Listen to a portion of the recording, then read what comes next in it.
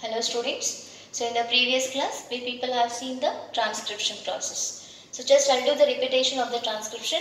Then we'll go for the new terms like capping, splicing, tailing, and also we'll see that how the transcription is going to occur in the prokaryotes and the eukaryotes. So first of all, as you people know, in the yesterday's class, you people have studied that transcription is a process where there is a synthesis of the mRNA from the DNA strand.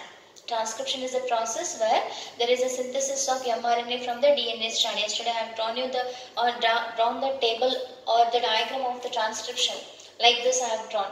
If you remember, okay. So if you remember or if you have drawn the diagram, this is the diagram of the transcription. Okay.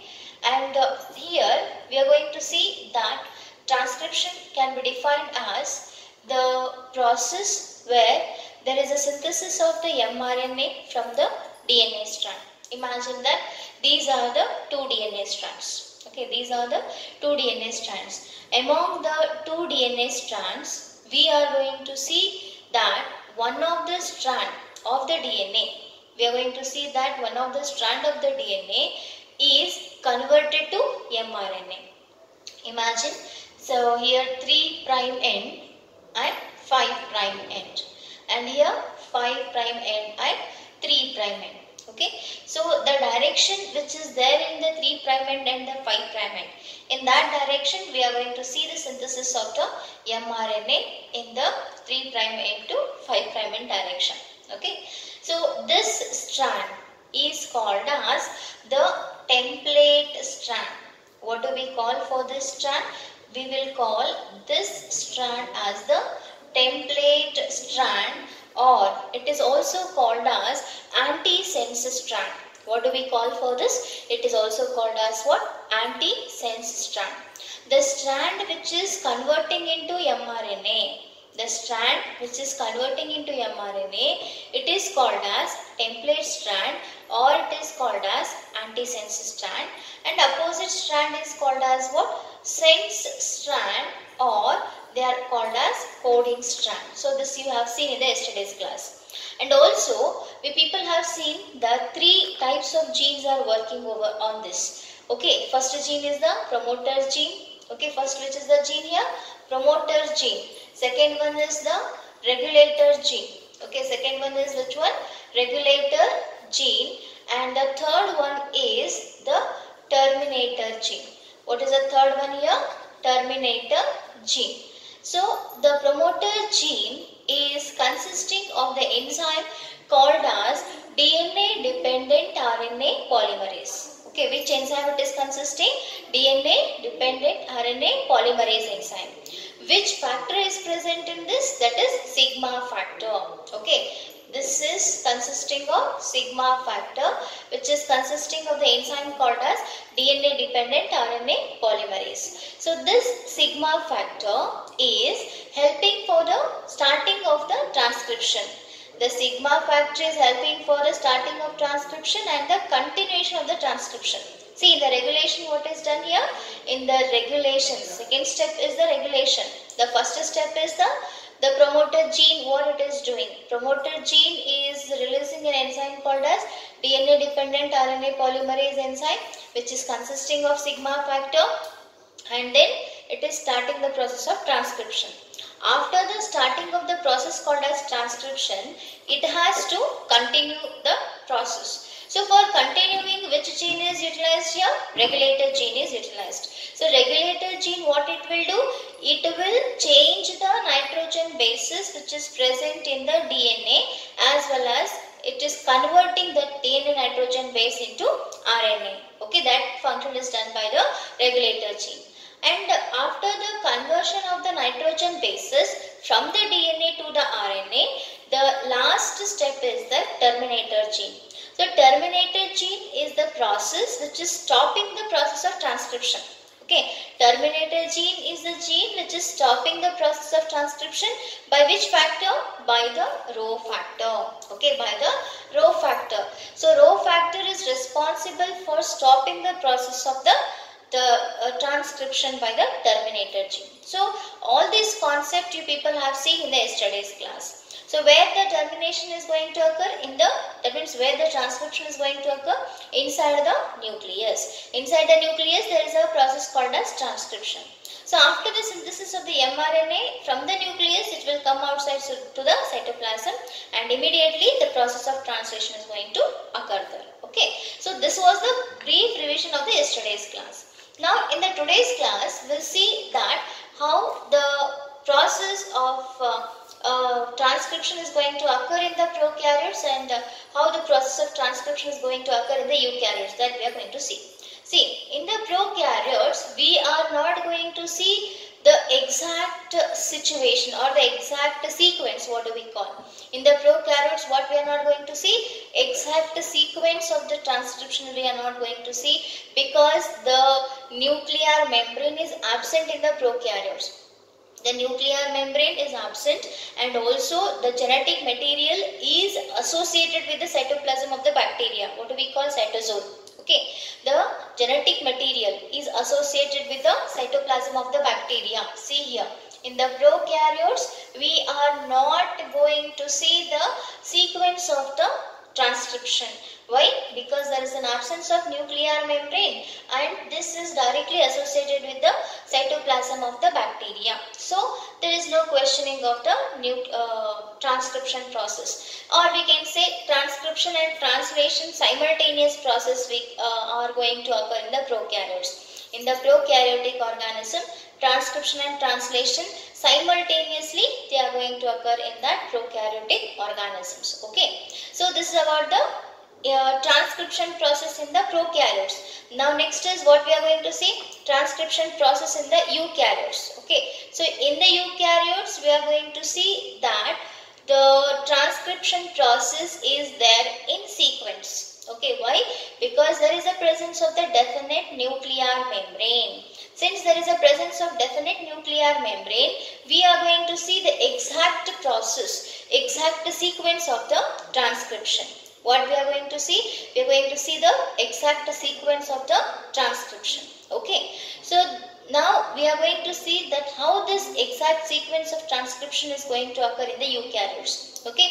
That is, the first process is the before going to the process, we are going to see that which enzymes are helping for the transcription in eukaryotes. That is RNA polymerase 1, RNA polymerase 2, RNA polymerase 3. That means all the RNA polymerases 1, 2 and 3. They are helping the process of the transcription in the eukaryotes. RNA polymerase 1, RNA polymerase 2 and the RNA polymerase 3. They are helping for the transcription in the eukaryotes. Got it? Now, next is we are going to see the splicing, capping and the tailing. So, before going to the splicing, capping and the tailing, we have to see the RNA, because if for seeing the splicing, capping and the tailing, we have to see the structure of the mRNA. Okay, we have to see the structure of the mRNAs, eukaryotic mRNA. Usually, splicing, capping and tailing is not present in the prokaryotes. In the prokaryotes, what we are going to see, there is an absence of the splicing, capping and the tailing. But in the eukaryotes, we are going to see the three processes, that is splicing, capping and the tailing. Now, this we will see in the eukaryotic mRNA structure. Before going to the eukaryotic mRNA structure, we have to understand, we have to start the concept called as RNA. What we have to start? We have to start the concept called as RNA. So, in the first introductory class, I have told you what is RNA. So, RNA is the ribose nucleic acid. What is RNA here? RNA is the ribose nucleic acid. And here basically two types of RNA we are going to see. How many types of RNA? Basically two types of RNA. First one is the genetic RNA. Which is the first one here? Genetic RNA. Second one is the non-genetic RNA. Which is the second one here? Non-genetic RNA. Now, what is the meaning of the genetic RNA and what is the meaning of the non-genetic RNA? See here, genetic RNA means the RNA which carries the hereditary material from one generation to the another generation. The RNA which carries the genetic material or hereditary material from one generation to the another generation, that is called as what? Genetic RNA. Especially in the all types of viruses, some special type of viruses are there which are carrying the RNA as the genetic material, like poliovirus, it is retrovirus, it is then so many viruses are there which are carrying the RNA as the genetic material. Then next type is the non-genetic RNA. Now here non-genetic RNA means the RNA which is not carrying the hereditary material. Of course the RNA is not carrying the hereditary material, but it is performing the important function in the cytoplasm for the protein synthesis. Non-genetic RNA is not carrying the hereditary material, but it performs the important function. Okay, it performs the important function. Where it is performing the important function? In the cytoplasm. Okay, where it is performing the important function? In the cytoplasm. And for what it is performing? For the protein synthesis. For what it is performing? For the protein synthesis. So what is non-genetic RNA? Non-genetic RNA is the type of RNA which is not carrying the hereditary material, but it is performing the important function. Okay, it is performing the important function for the process of protein synthesis in the cytoplasm. Where it is performing important function? In the cytoplasm. For what it is performing? For the protein synthesis. That is the non-genetic RNA. So accordingly the three types of non-genetic RNA are there.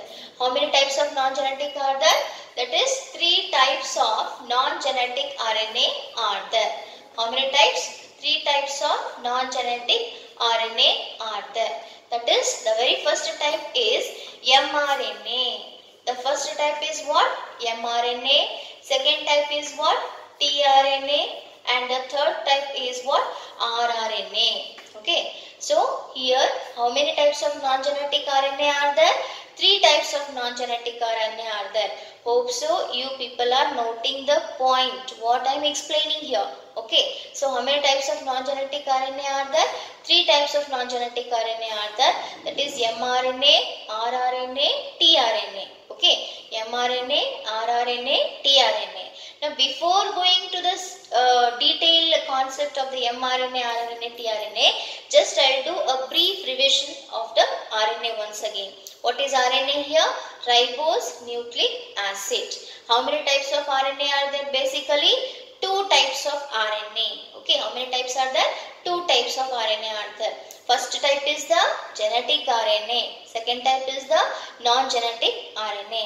So genetic RNA means what? RNA which carries the hereditary material from one generation to the another generation. What is genetic RNA? RNA which carries the genetic material from one generation to the another generation. What is non-genetic RNA? Non-genetic RNA is nothing but it is not carrying the hereditary material, but it performs the important function in the cytoplasm for the protein synthesis. Okay, what it will do? It performs the important function in the cytoplasm for the protein synthesis. That is the function of the non-genetic RNA. So accordingly, there are 3 types of non-genetic RNA. How many types of non-genetic RNA are there? 3 types of non-genetic RNA are there. So which is the first one here? mRNA. Second one, rRNA. Third one, tRNA. Which is the first one here? mRNA, which is also called as what? Messenger RNA.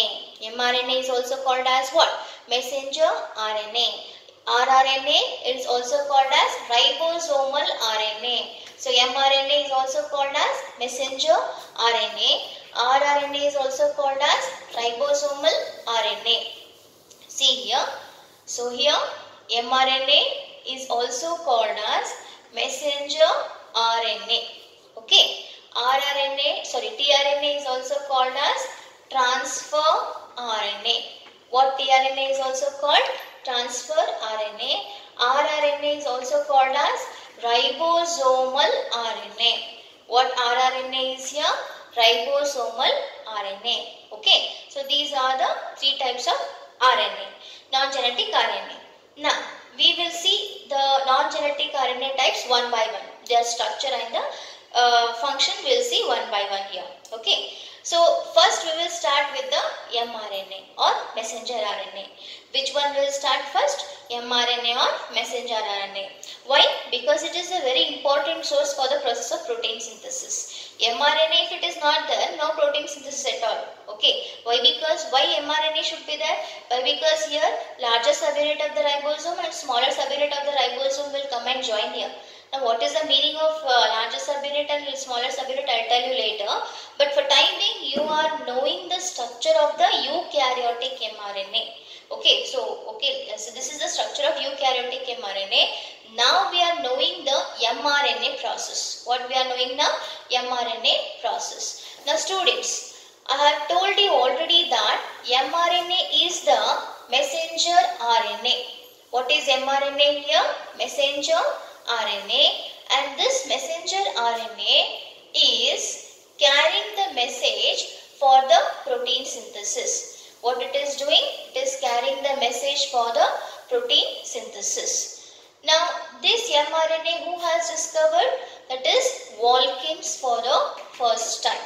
Okay, Walkins is the name of the scientist who has discovered the mRNA structure for the first time, and later it is continued by the scientist called as, Beadle and Tatum. Okay, Beadle and Tatum we will say. Okay, so this is the discovery of the mRNA. mRNA is first discovered by the scientist called as Walkins, and later Tatum is the scientist who has continued the mRNA study. Okay. Accordingly, we are going to see how many types of mRNA? Two types of mRNA. How many types of mRNAs are there here? Two types of mRNA. How many types of mRNA? Two types of mRNA. First one is the prokaryotic mRNA. Which is the first one here? Prokaryotic mRNA. Prokaryotic mRNA means what? The mRNA which is present in the prokaryotes. What is prokaryotic mRNA? The mRNA which is present in the prokaryotes. That is called as what? Prokaryotic mRNA. And the second one is called as eukaryotic mRNA. What is the second one here, students? It is the eukaryotic mRNA. So karyon means what? Nucleus. Okay, what is the meaning of karyon here? Continuously I used to tell the meaning of the karyon. What is the meaning of the karyon here? Nucleus. So eukaryotic means presence of true nucleus in the organisms. Presence of true nucleus in the organisms with a definite nuclear membrane. Prokaryotic means the nuclear membrane is absent and still the development of the nucleus is going to occur there. That is why we will say prokaryotes and the eukaryotes. So accordingly, mRNA present in the prokaryotic organism is called as prokaryotic mRNA, and the mRNA present in the eukaryotic organism is called as eukaryotic mRNA. Okay. Now first we will see the structure of the eukaryotic mRNA. First what we are going to see? The structure of the eukaryotic mRNA.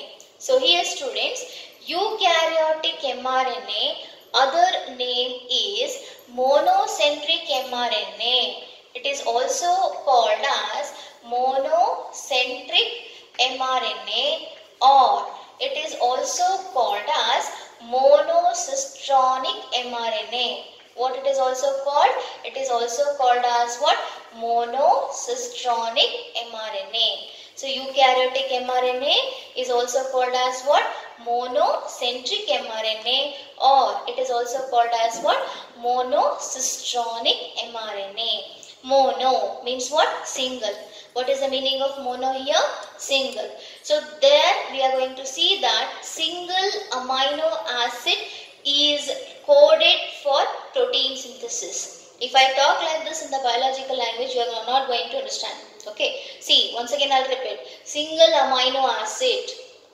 Now before going to the structure in detail, what are proteins you have to define? That is building block of amino acid. So proteins, if it has to be synthesized, then chain of amino acid has to form there. So that chain is coded. Coded means synthesis, helping. Okay, it is helping for protein synthesis. So here it is accepting, we will say. So it is coded or accepted for the protein synthesis. Okay, so that is the mono, single amino acid is used for the coding of the protein synthesis. Now we'll see the structure.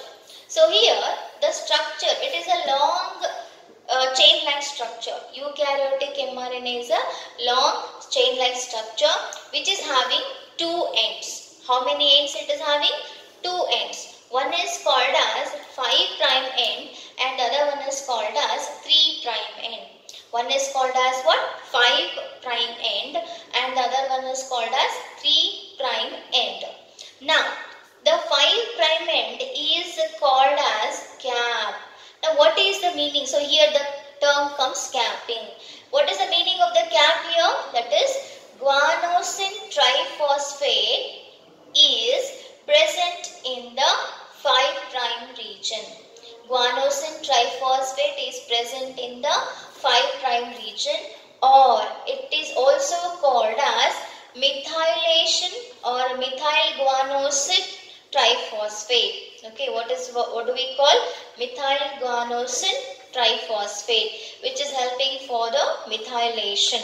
Okay, which is helping for the methylation. That means while coming the mRNA from the nucleus, this is not helping just transcribing region. What do we say? Okay, it is the transcribing region. Methylation, what do we say? Okay, so the GTP or methyl guanosine triphosphate is present in the cap region. So this is called as capping. What do we call for this? This is called as capping. Once again, I'll repeat, please concentrate.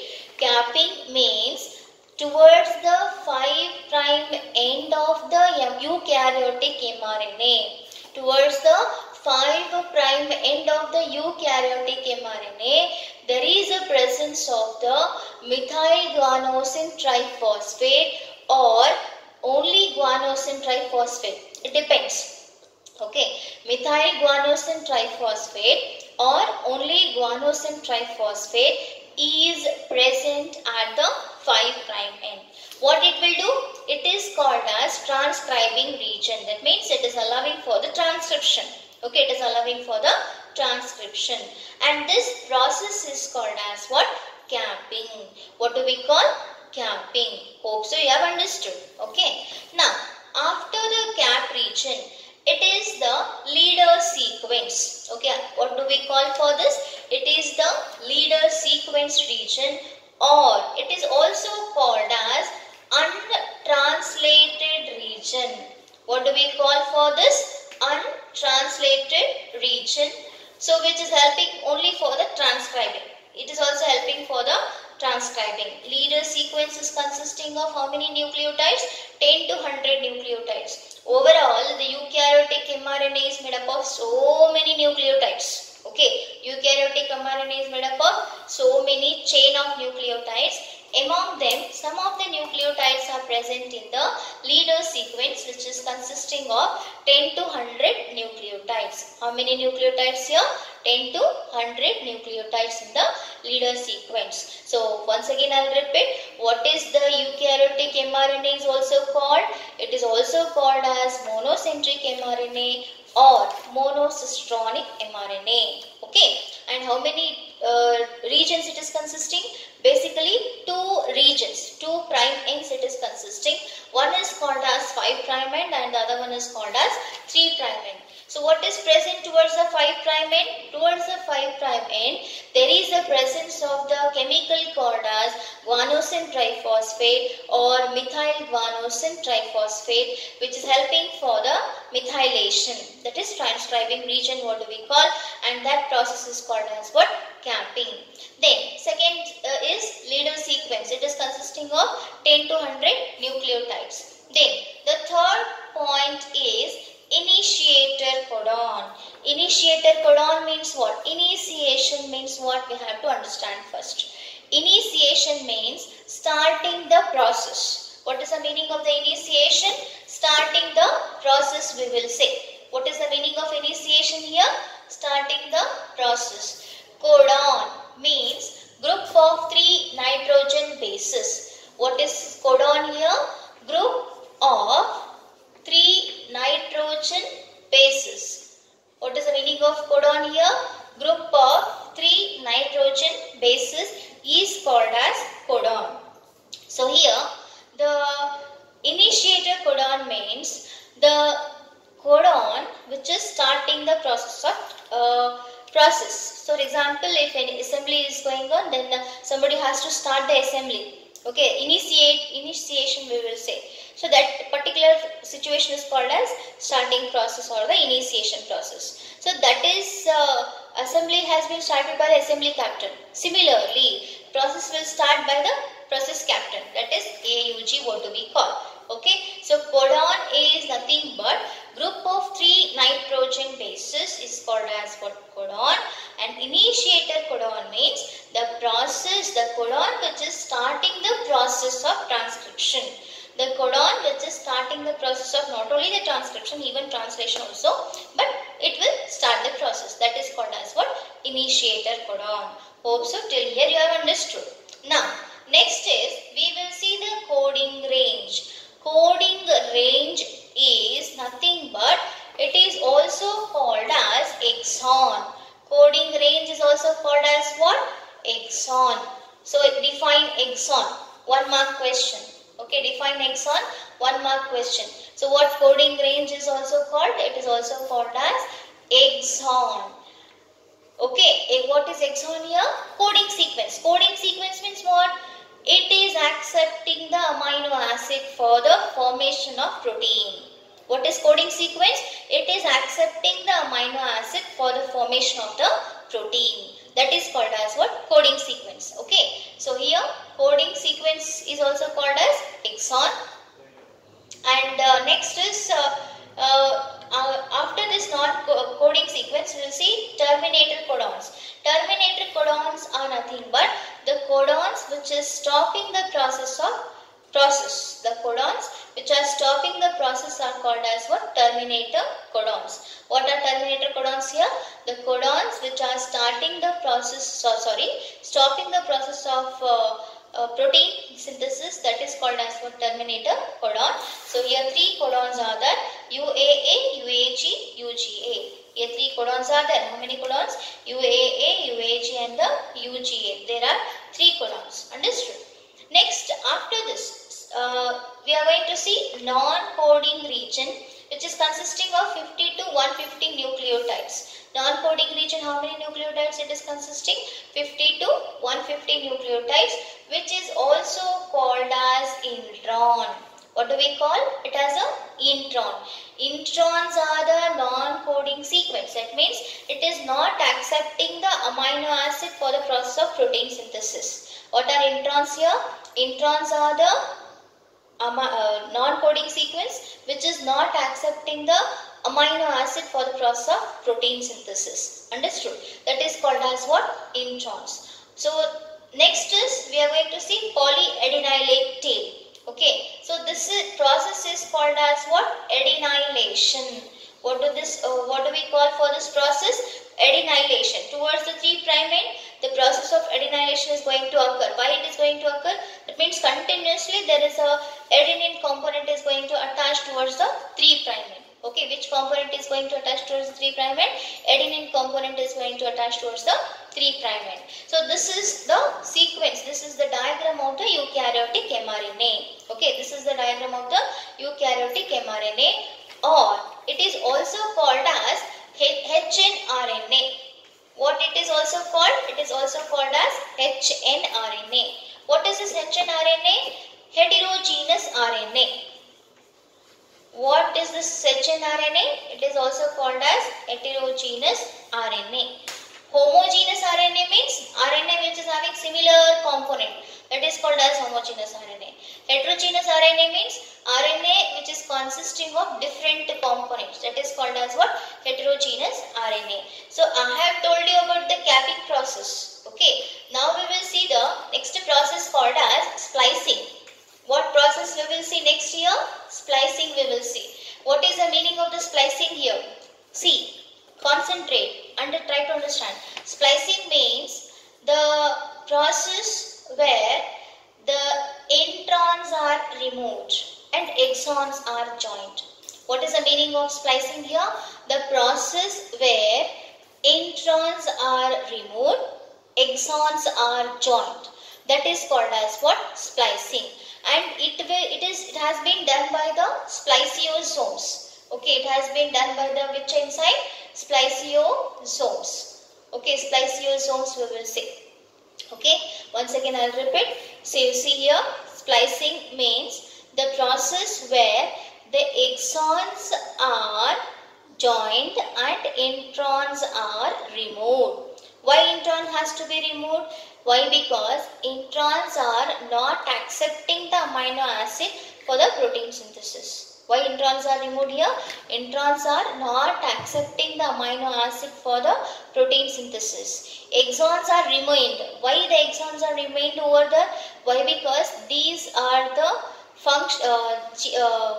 sequence which is accepting the amino acids. Okay, exons are the sequence which is accepting the amino acid, whereas introns are not going to accept. That is why we don't want introns in the mRNA. So that is why it has been removed. Okay, that is why what is done? It has been removed. That process is called as splicing. What do we call for that process? It is called as splicing. Hope so you have understood. Capping means the continuation presence of the methyl guanosine triphosphate towards the 5' end. That is called as capping. Splicing means removal of the exons. See here. What is splicing here? Removal of introns. Removal of introns and joining of exons. Okay, removal of introns and joining of exons. Okay, removal of introns and joining of exons is called as what? Splicing. Okay. Now, tailing is nothing but this is called as tailing. Continuation of the adenylate tail is attached to the 3' end in the mRNA. This process is called as what? Tailing. What do we call for this process? It is called as tailing. 3 processes you have seen here. Capping, splicing, tailing. Capping is nothing but towards the 5' end there is a presence of methyl guanosine triphosphate or guanosine triphosphate. That is called as capping. What is tailing? So I was telling about the tailing. So what is tailing here?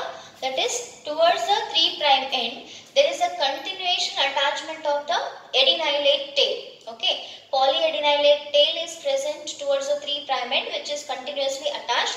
That is called as tailing. And next one is splicing. Splicing means that is removal of the introns and joining of the exons. That is called as what? Splicing. One more term we have seen, that is heterogeneous RNA. What is this heterogeneous RNA? That is presence of the introns and exons in the mRNA. What is heterogeneous RNA here? Presence of introns and the exons in the mRNA. That is called as what? Heterogeneous RNA. Once again, please note down the definition. What is heterogeneous RNA? Presence of introns and the exons on the mRNA. That is called as heterogeneous RNA. Understood?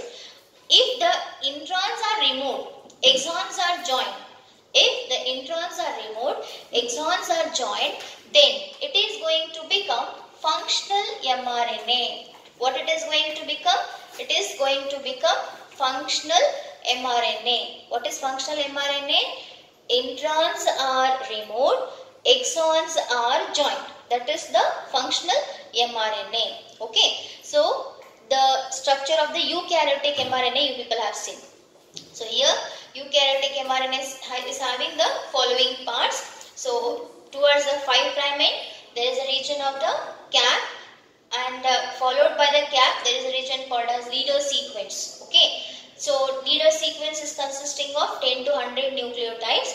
Cap is consisting of the guanosine triphosphate chemical nucleotide or methyl guanosine triphosphate, which is consisting of capping, which is called as capping. Then after the leader sequence, there is a presence of the initiator codon. Initiator codon is nothing but those codons which are starting the process. That is called as what? Initiator codon, especially AUG. AUG is the methionine. What is AUG here? It is the methionine. So initiation codon means what? AUG. AUG is acting as a methionine. AUG is acting as a methionine. Normally, in 99% of the organisms, there is a presence of methionine. 1% there is an absence of the methionine. In those organisms, the valine will be acting as an initiator codon. Okay, valine will be acting as an initiator codon, where in 1% of organisms, okay, in 1% of organisms, the valine will be acting as an initiator codon. In 99% of organisms, the methionine will be acting as an initiator codon. In 99% of the organisms, the methionine will be acting as a initiator codon. So here, after the leader sequence, initiator codon will come. Then next one is coding range is there. So coding range, already have told you that it is also called as exon. Okay, coding range is also called as exons. And next to exon, there is a presence of terminator region. Termination means what? Stopping, we will say. So here three codons are that UAA, UAG, UGA. Then terminator, after termination, we will see non-coding region. Non-coding region is consisting of how many nucleotides? 50 to 150 nucleotides, which is also called as introns. Introns are non-coding sequence. See here students, 1 mark question. What is a define exon? Okay, 1 mark question. Define exon. Exons are the coding sequence. Next, define intron. Introns are the non-coding sequence. So after the intron, there is a presence of the polyadenylate tail, or we will say tailing process, where continuously the adenylate or chemical is added towards the 3'. This is the structure of the eukaryotic mRNA. Hope so you have understood the today's class. That is, it is also called as monocentric mRNA or the monocistronic mRNA. So in the next class, we'll see about the prokaryotic mRNA structure, then structure of tRNA and structure of rRNA in the next class.